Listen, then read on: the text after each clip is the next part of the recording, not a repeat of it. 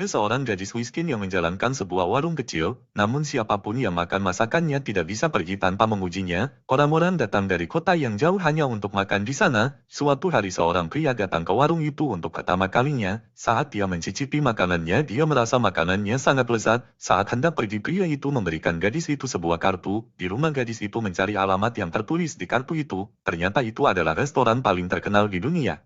Tempat di mana hanya orang-orang kaya yang makan di sana. Di restoran itu ada seorang koki yang sangat terkenal. Gadis itu jadi bubuk karena dia sangat miskin, dan merasa mungkin tidak bisa memasak dengan enak, maka dia memutuskan untuk tetap memasak seperti biasa di warungnya. Hari itu juga sebuah mobil mewah datang menjemputnya. Karena lelah dengan kemiskinannya, gadis itu masuk ke dalam mobil.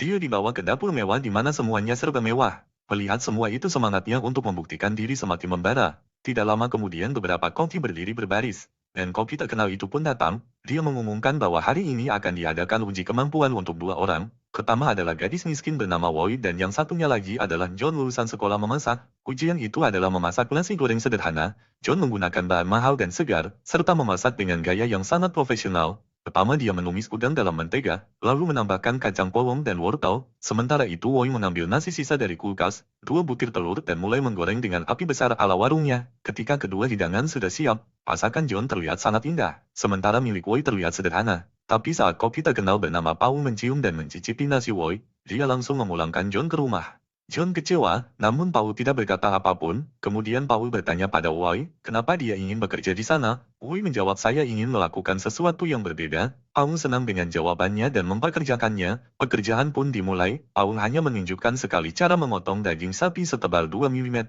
Woi mencoba, tapi potongan pertama langsung dibuang oleh Paul. Dia ketakutan dan hampir menangis.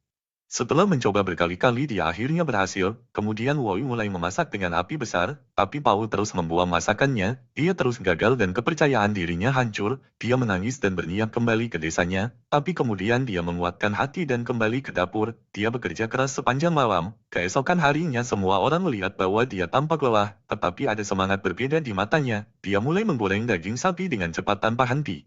Tangannya terbakar tapi dia tidak menyerah. Ketika Paul mencicipi daging sapi buatannya, dia tercengang, rasanya luar biasa seperti meleleh di mulut. Dia tidak berkata apapun, tapi dari wajahnya terlihat jelas Woi kini telah menjadi seorang koki yang luar biasa.